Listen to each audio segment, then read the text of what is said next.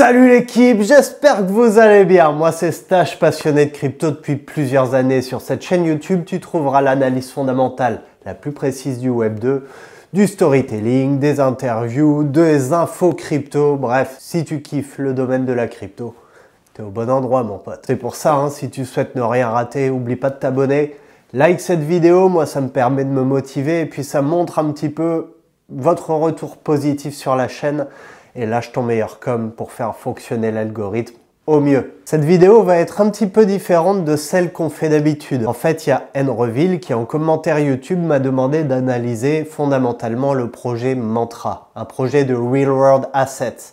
Étant donné que c'est pas un projet hyper hype, je me suis douté qu'il allait pas forcément être choisi. Je le laisse quand même dans la liste des votes pour les futures analyses fondamentales, mais j'ai quand même voulu faire le boulot. Parce que le Real World Assets, c'est quand même un domaine intéressant. C'est quand même en fait une évolution qui est là grâce à la technologie blockchain. Et étant donné qu'on peut s'imaginer l'utiliser dans la vie de tous les jours, c'est pour ça que j'ai souhaité en parler aujourd'hui. Cette vidéo va se faire en deux parties.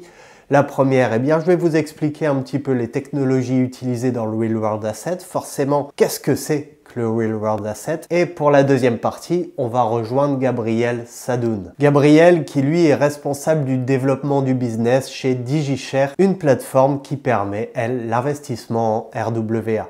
Donc en fait, à nouveau, le taf a été fait à 200%.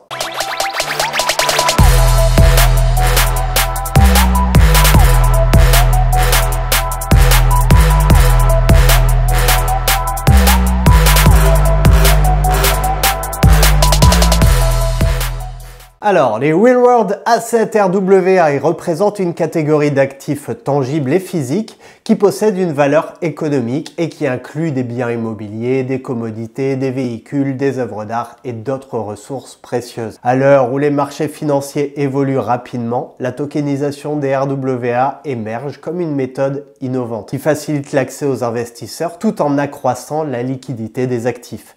La tokenisation consiste à convertir des actifs physiques, donc œuvres d'art, appartements, en tokens numériques sur une blockchain. Comment ça se passe de manière simple? Acheter un appartement, tu le divises en parts et tu les tokenises. Et tu les rends forcément disponibles à la vente. Cette transformation offre plusieurs avantages. Elle simplifie la gestion des actifs, elle réduit les coûts associés à la transaction et à la possession, et elle permet aux investisseurs de détenir des fractions d'actifs, ce qui rend l'investissement plus accessible.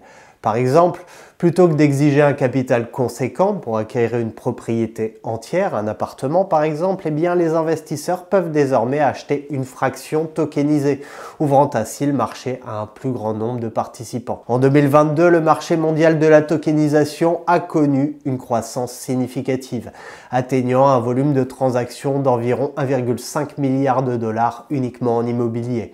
Ça représente une augmentation substantielle par rapport aux années précédentes. Cette évolution souligne l'émergence de la tokenisation comme une méthode d'investissement innovante et accessible dans le secteur immobilier. Les projections pour les années à venir sont également prometteuses. Dans un rapport récent, McKinsey & Company prévoit que le marché des actifs financiers tokenisés pourrait atteindre 2000 milliards d'ici 2030. Déjà en 2024, valeur totale de la tokenisation des RWA était à plus de 6 milliards de dollars. Et pour donner une petite statistique, le nombre de détenteurs de tokens RWA sur Ethereum, c'est plus de 97 000. Avec plus de 205 000 adresses uniques. Le volume des exchanges décentralisés des tokens RWA a augmenté de 2,3 milliards de dollars en décembre 2023 à plus de 3,6 milliards en avril 2024. Au-delà du secteur immobilier, les estimations suggèrent que la valeur totale des actifs tokenisés dans le monde pourrait dépasser 1000 milliards de dollars d'ici 2025. L'un des jalons clés de cette évolution, ça a été l'adoption croissante des plateformes de crowdfunding immobilier qui ont ouvert la voie à la tokenisation. Par exemple, des entreprises comme Realty et Arbor ont été pionnières dans le domaine, offrant des solutions de tokenisation qui favorisent la transparence, la sécurité et la facilité d'accès. L'année 2022 a également vu l'introduction de réglementations favorables à la tokenisation dans plusieurs juridictions, stimulant davantage l'intérêt des investisseurs institutionnels. Par exemple, les États-Unis et l'Union européenne ont commencé à élaborer des cadres juridiques qui légitiment l'utilisation des tokens pour représenter des actifs immobiliers. Aux États-Unis, la SEC a mis en place des directives pour réguler les offres de tokens, en veillant à ce que ceux-ci soient conformes aux lois sur les valeurs immobilières. De l'autre côté de l'Atlantique, chez nous, en Europe, eh bien, l'UE travaille sur le Digital Finance Package, qui inclut des propositions pour un cadre réglementaire des actifs numériques, y compris la tokenisation immobilière. Voilà les potes, en ce qui est la présentation générale, c'est clairement pour moi un narratif passionnant. Alors maintenant, les questions sont simples. Comment est-ce que cette technologie fonctionne? Qu'est-ce qui se passe pour un investissement si un appartement tokenisé sur lequel on a investi prend en valeur? Et comment est-ce que toutes ces données sont prises en compte? Eh bien, les RWA fonctionnent en grande partie grâce aux oracles. Vous les connaissez sûrement, on en a déjà parlé sur cette chaîne, mais je vous fais quand même un petit récapitulatif. Les oracles permettent d'assurer la transparence et la vérifiabilité des transactions. En fournissant des données en temps réel sur des actifs comme l'immobilier ou les matières premières ou même la valeur d'un jeton, ils facilitent la création de tokens représentant des fractions de ces actifs. Ça permet d'augmenter la liquidité et l'accessibilité pour les investisseurs. Les blockchains ne peuvent pas accéder directement aux données du monde réel. Et les oracles permettent d'intégrer ces données hors-chain avec des données on-chain, facilitant ainsi l'utilisation d'informations en temps réel pour les smart contracts. Lorsqu'un smart contract nécessite des informations externes, il envoie une demande à un oracle. Ce dernier vérifie les données en interrogeant des nœuds oracles ou des nœuds off-chain, comme CoinGecko API, qui lui fournit des données sur le prix des cryptos en temps réel, ou alors par exemple World Bank Database, qui offre des statistiques économiques et démographiques. On a déjà parlé de VeChain sur la chaîne, qui utilise des capteurs pour suivre des produits dans la chaîne d'approvisionnement. Une fois ces données collectées, eh bien, l'oracle les transmet au smart contract sur la blockchain. Ça se fait généralement en format numérique, permettant une intégration facile et rapide. Grâce aux oracles, les smart contracts peuvent être programmés pour réagir à des événements en temps réel. Par exemple, un smart contract pourrait libérer des fonds automatiquement si le prix d'un actif dépasse un certain seuil. Et comme je vous l'ai promis en introduction, les potes, pour la suite, j'ai fait la connaissance de Gabriel Sadoun, responsable de développement du business chez DigiShare, une plateforme qui permet l'achat de biens en tokenisation. Et c'est ce qu'on va voir tout de suite. Ok, bien l'équipe, salut à tous. J'espère que vous allez bien. Je me retrouve aujourd'hui donc avec Gabriel Sadoun. Je le dis bien? Absolument, ouais. Ça marche. Donc Gabriel, t'es français à la base. Ouais, Et là, aujourd'hui, tu vis à Miami, comme tu me disais, pour la société DigiShare. Donc, est-ce que tu peux te présenter en quelques mots, parler un petit peu de ton parcours? J'ai vu que tu as travaillé dans le secteur bancaire, que tu as fait plusieurs stages au Crédit Agricole, etc. Si tu peux me présenter tout ça et m'expliquer comment t'en es arrivé là. absolument. Bah, merci. C'est un plaisir d'être là.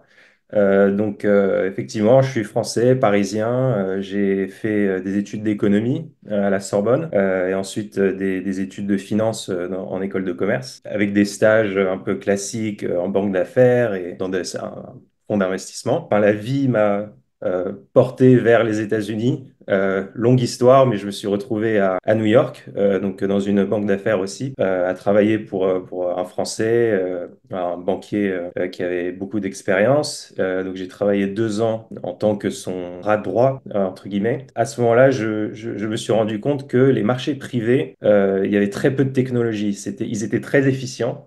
C'est-à-dire que si on pense par exemple aux actions cotées, c'est très facile d'acheter et de vendre. Mais sur les marchés privés, c'est extrêmement complexe. Donc, si je veux acheter une part dans un projet immobilier, il faut déjà que je sois un investisseur assez aisé ou une institution, parce que le ticket d'entrée est très élevé. Ensuite, si je veux quitter cet investissement, vendre mes parts, c'est très compliqué. Faut faire une transaction manuellement avec quelqu'un, trouver quelqu'un manuellement, et puis les frais sont très élevés. Il faut des intermédiaires. Et donc, je me suis dit, voilà, il y a vraiment un manque de technologie. Et c'est à ce moment-là que j'ai découvert ce qu'était un contrat intelligent et que je me suis vraiment intéressé à ce qu'était la blockchain sur ce point-là. Et donc, j'ai décidé voilà, de quitter cette carrière-là pour rejoindre DigiShares il y a 3 ans et demi. DigiShares, qui est une plateforme de tokenisation qui a été créée au Danemark en 2018 et qui permet en fait à des entreprises dans le domaine de l'immobilier ou de l'infrastructure de tokeniser leurs actifs, d'onboarder, donc de permettre la souscription d'investisseurs, de gérer les tables de capitalisation, donc les listes d'investisseurs, d'envoyer des distributions et de permettre, et ça c'est très important, de permettre des échanges en gré à gré entre les investisseurs. Donc vraiment de créer ce marché secondaire pour des actifs privés. Donc voilà, l'idée c'est vraiment de permettre à n'importe qui partout dans le monde qui a un crypto wallet d'investir des montants fractionnés, très peu élevés, dans des actifs privés et ensuite, une fois qu'ils sont investisseurs, de pouvoir échanger leur part s'ils le souhaitent avec d'autres investisseurs. Donc voilà en quelques mots le projet de DigiShares. Enfin, et donc on a actuellement environ une quarantaine de clients qui sont en live et beaucoup plus que ça qui sont dans le pipeline, qui sont en train donc de mettre en place leur stratégie de tokenisation. Donc voilà, c'est quelque chose qui existe aujourd'hui, qui est utilisé, mais qui est quand même un état embryonnaire, surtout sur ce qui est de l'activité sur les marchés secondaires. Ouais, un petit peu. Vous, vous êtes spécialisé uniquement dans l'immobilier, hein, à savoir que le RWA se fait aussi dans l'art et dans d'autres domaines. Alors, on est spécialisé sur l'immobilier. On ne fait pas exclusivement ça, mais c'est vrai que, en fait, on est en train de lancer une plateforme qui s'appelle Real Estate Exchange, qui va permettre donc d'échanger des parts tokenisées d'immobilier sur un marché secondaire. Mais il se trouve que voilà, notre plateforme, elle peut être utilisée par quelqu'un qui veut tokeniser, je dis n'importe quoi, une activité de mining de Bitcoin ou des panneaux solaires ou enfin plein de choses différentes. Mais c'est vrai que étant donné notre projet Real Estate on Exchange, c'est vrai qu'on a, je dirais, 80% de nos clients dans l'immobilier. En fait, l'avantage du Real World Asset, ça permet de devenir en partie propriétaire de quelques mètres carrés d'un immeuble sans avoir toutes les contraintes que tu peux avoir à l'heure actuelle dans le monde réel, quoi. C'est-à-dire, il te faut le crédit bancaire, il te faut la signature du notaire, etc. Votre plateforme permet, entre guillemets, de skipper toutes ces parties un peu chiantes, quoi. Oui, donc il y aura toujours un investisseur, un gérant qui va s'occuper de ça,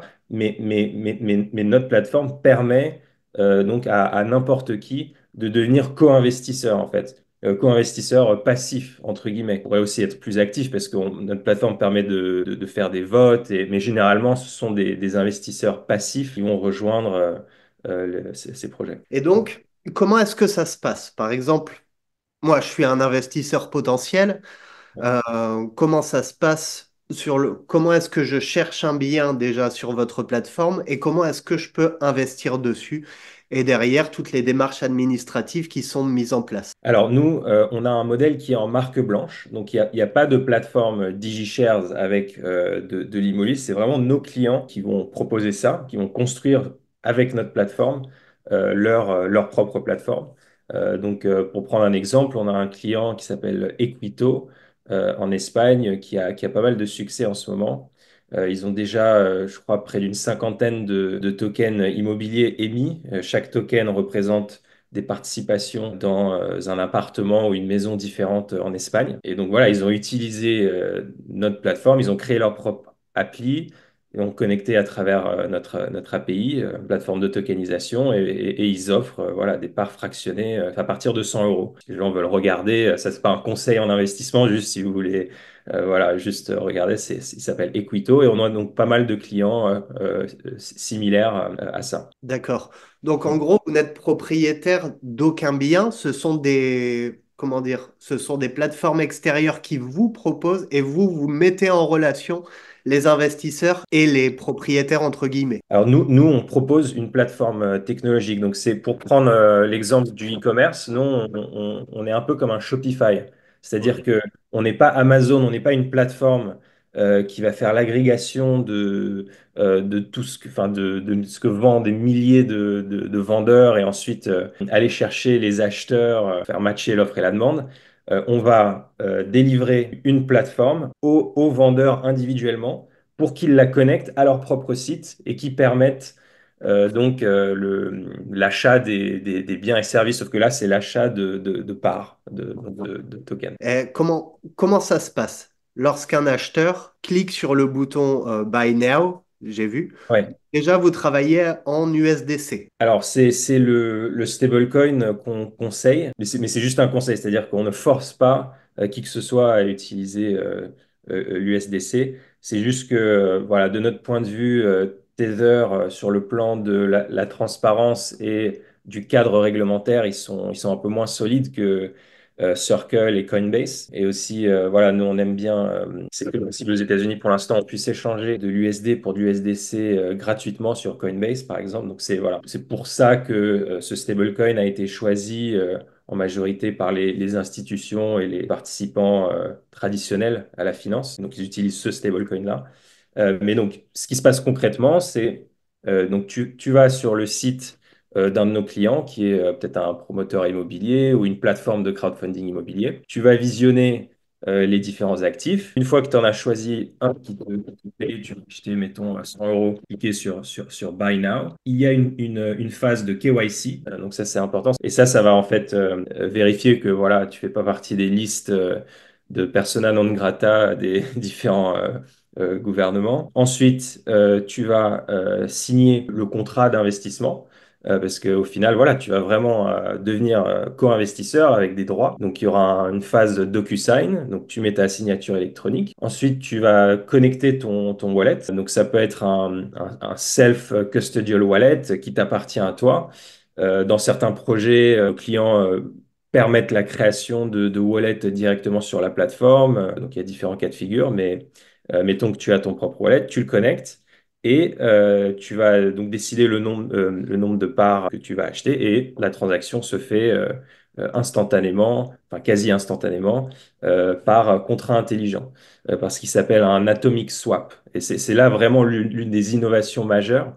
Donc l'atomic swap, c'est quoi? C'est un contrat intelligent qui dit que la transaction entre deux wallets, donc l'un qui va envoyer les stablecoins et l'autre les tokens, elle ne peut pas être partielle, sinon elle ne se fait pas du tout. Donc il n'y a pas de risque qu'il y en ait un qui envoie les tokens et l'autre n'envoie pas les stablecoins, par exemple. Ok.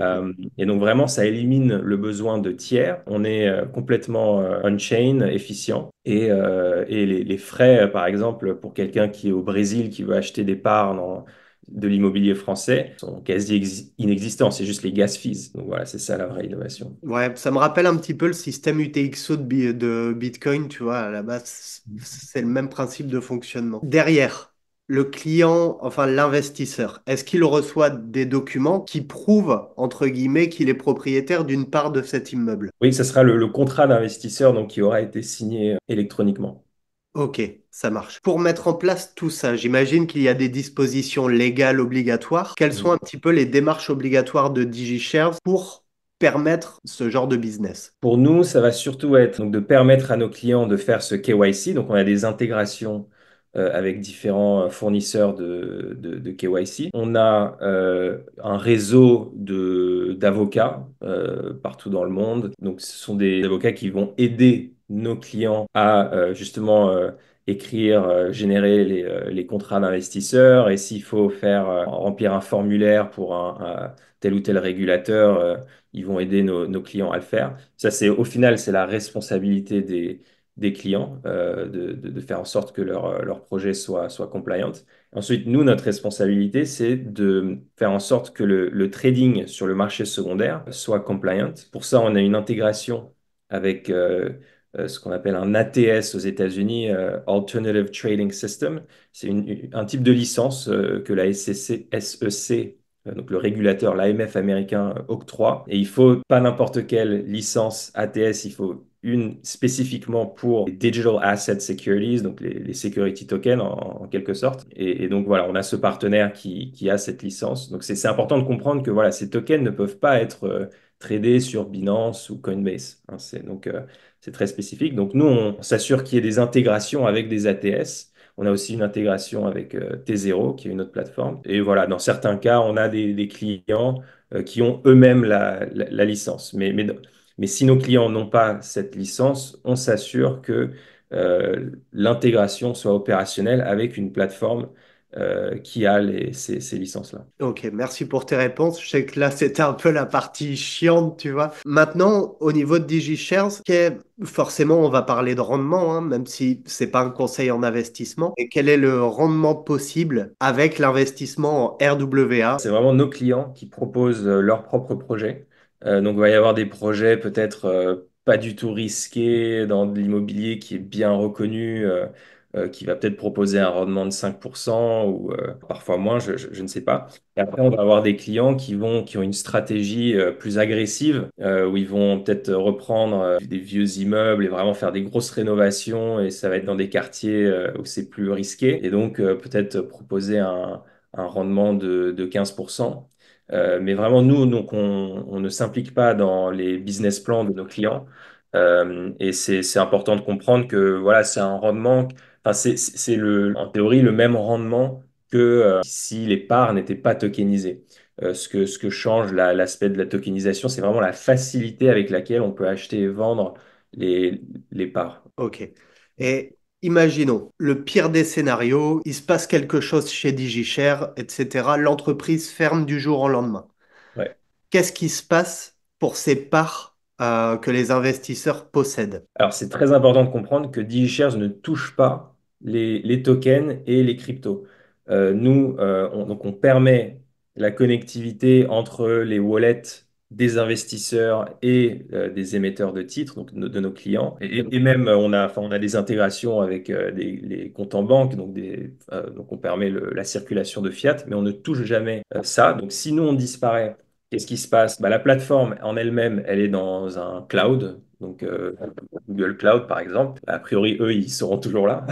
Donc les wallets ne seront pas affectés, donc personne ne va perdre quoi que ce soit. Ce qu'il faudra faire donc pour notre client, c'est trouver donc une plateforme qui va pouvoir accueillir enfin, les prochains projets.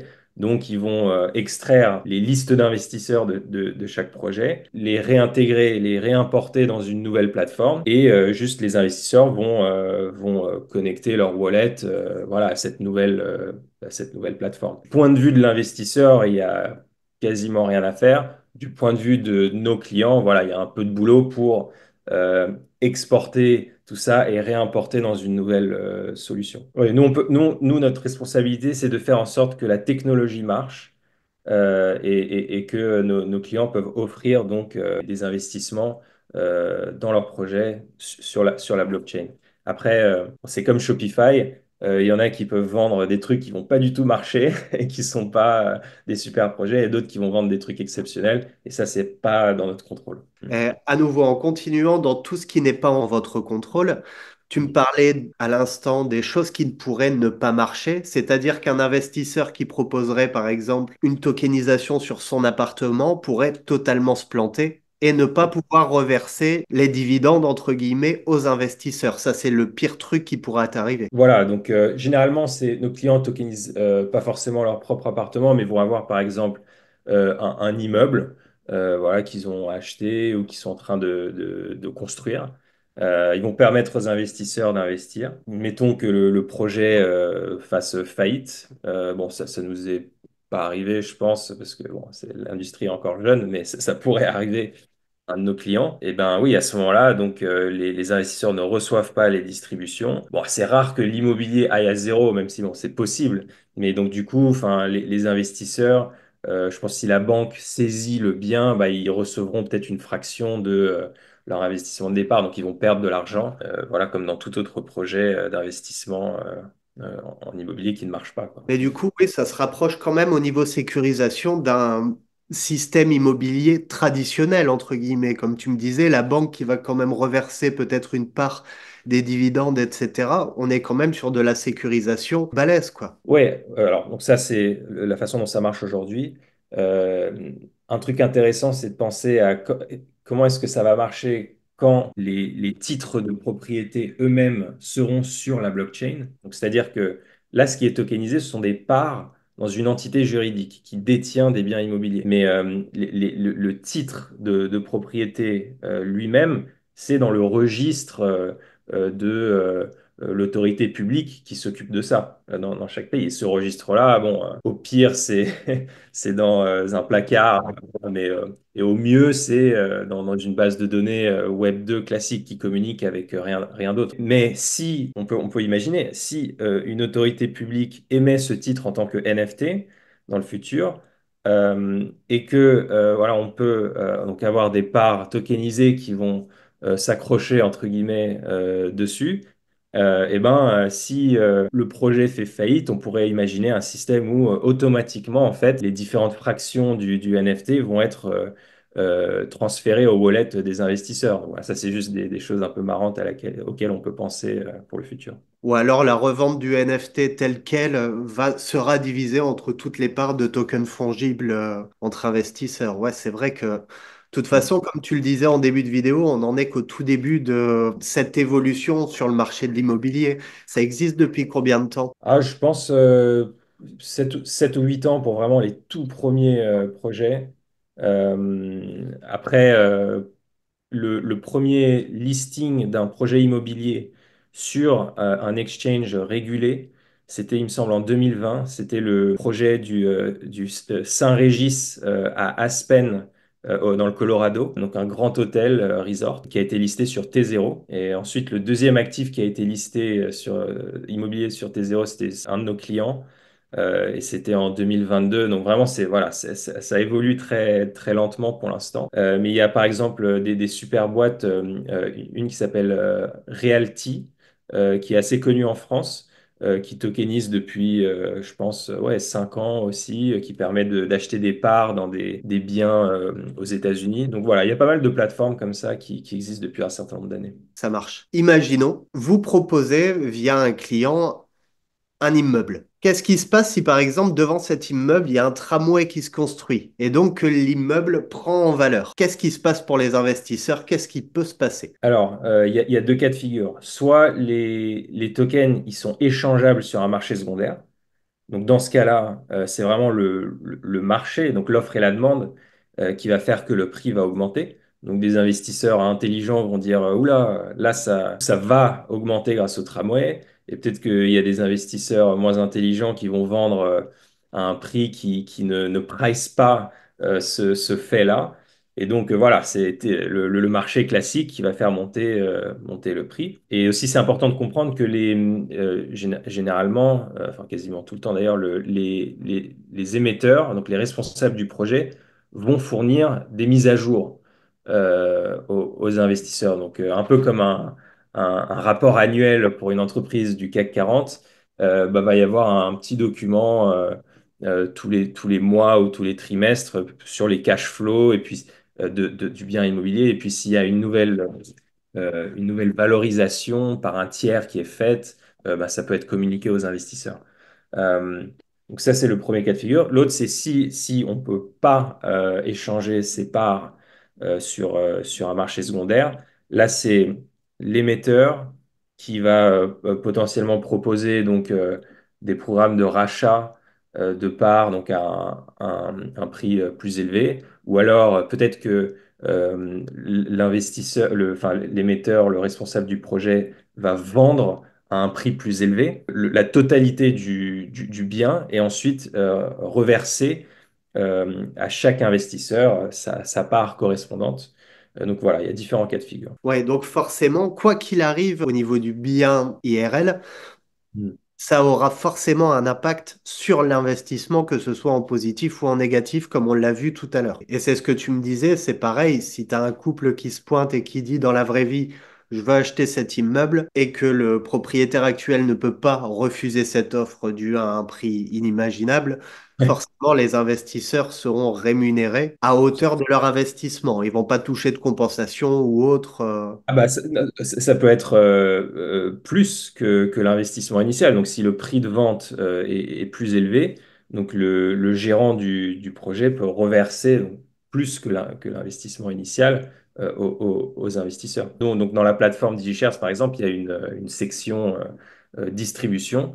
Donc, le gérant peut mettre le montant total. Ensuite, il choisit la token class et il clique sur Send et puis voilà, ça fractionne et ça envoie à chaque wallet selon sa participation. Et donc, pour toi, sans être un conseil en investissement, bien sûr, qu'est-ce qui est plus intéressant dans le real world asset que dans un investissement crypto classique? Alors, c'est deux profils de risque complètement différents. C'est si vraiment si les gens veulent diversifier leur portefeuille, c'est intéressant d'avoir de l'immobilier. Bon, c'est la plus grosse classe d'actifs dans le monde. Elle est relativement stable par rapport à d'autres, surtout par rapport à des altcoins ou autres. Donc voilà, ça fait partie d'une diversification classique et ce sont des biens qui ont un profil de risque qui est plus stable historiquement que d'autres actifs. On peut conserver ces parts tokenisées autant de temps qu'on souhaite. Si on souhaite les garder 6 mois, un an, on peut les revendre facilement, obligatoirement sur la marketplace, ou alors est-ce que DigiShare peut nous dire, OK, tu veux revendre, on te les rachète avec un petit frais forcément. Alors nous, on ne dirait pas ça, nos clients peut-être. Qui pourraient proposer ça. Mais après, la facilité sur laquelle on peut vendre sur le marché secondaire, elle dépend du nombre d'investisseurs présents. Donc là, aujourd'hui, par exemple, bon, les marchés secondaires sont pas extrêmement développés. Donc, voilà, si on fait une offre de vente, bah, elle ne sera pas forcément acceptée tout de suite. Mais au fur et à mesure que ces marchés se développent, on peut imaginer que voilà, ça sera de plus en plus facile. Bah écoute, Gabriel, c'est cool d'avoir pris du temps pour répondre à mes questions. La communauté Stash t'en remerciera du fond du cœur. Voilà les potes, si vous souhaitez plus d'informations sur DigiShare, je vous mets le lien sous la vidéo. À savoir, est-ce que tu as peut-être une chaîne YouTube ou un lien personnel que tu souhaiterais mettre en avant, toi, Gabriel? Alors, la chaîne YouTube de DigiShares, on fait généralement des webinars tous les mois. Enfin, on a différents projets qui sont invités. On en a fait un où on a invité différentes blockchains. Polygon, Polymesh, qui est spécifique pour la tokenisation d'actifs. Liquid Network sur Bitcoin. Et Provenance, qui est aussi spécifique RWA. Donc voilà, vous pouvez regarder ce webinaire par exemple, et si vous aimez bien, vous pouvez souscrire à la chaîne DigiShares sur YouTube. Ça marche. Merci pour ton temps, Gabriel. Merci pour tes réponses. David, c'est un plaisir. Passe une belle journée. À bientôt. Toi aussi, à bientôt. Alors, Nreville, j'espère avoir bien répondu à ta question. Tu m'as posé la question sur le Mantra. Eh bien, il faut savoir que Mantra, c'est une entreprise axée sur le Moyen-Orient qui prévoit de tokeniser 500 millions de dollars d'actifs immobiliers du développeur MAG Group basé à Dubaï. En mars, Mantra a levé 11 millions de dollars pour soutenir ses efforts de tokenisation. Les actifs seront tokenisés en plusieurs tranches. La première incluant le projet résidentiel Ketura Reserve et un méga mansion de 75 millions de dollars au Ritz-Carlton Residence. Les investisseurs pourront générer des rendements via des stablecoins et le jeton OM de Mantra. Rien à voir avec Marseille, hein, les potes. Avec un rendement prévu de 8% provenant des stablecoins. Les détails sur les stablecoins utilisés et le nombre de jetons OM alloués sont encore en discussion. La plupart des transactions RWA se feront en stablecoin et donc seront basées uniquement sur ce type de jetons. Et le Mantra, en fait, Nreville, sera lui utilisé pour ajouter un petit plus pour les investisseurs en ajoutant un actif soumis au marché dans le but d'attirer de nouveaux clients et d'ajouter une petite touche spéculative au projet. À nouveau, mon pote, vois le jeton Mantra comme un petit plus au projet RWA classique. D'ailleurs, le projet Mantra est soumis au vote dans la partie communauté de l'analyse fondamentale, donc si ça vous intéresse que j'étudie ce projet, allez voter pour celui-ci. Voilà les potes, vidéo explicative assez concrète, assez complète. Je suis allé réellement chercher les informations à la source, clairement, grâce à DigiShare. Merci à eux d'avoir pris le temps de répondre à mes questions. Si tu souhaites rejoindre la communauté Stash, mon pote, je te laisse à nouveau t'abonner. Likez cette vidéo, lâche ton meilleur com, moi c'est toujours bon pour les algorithmes et ce qu'il faut savoir c'est que je lis absolument tous vos commentaires, il n'y a que moi qui gère YouTube. Et ça me fait toujours plaisir de vous lire les potes. À nouveau, t'as vu l'accoutrement du jour, hein, c'est pour vous faire plaisir mais c'est surtout parce que je pars au taf là juste après. Et c'est pour ça les potes que je vous dis à très vite. Ciao.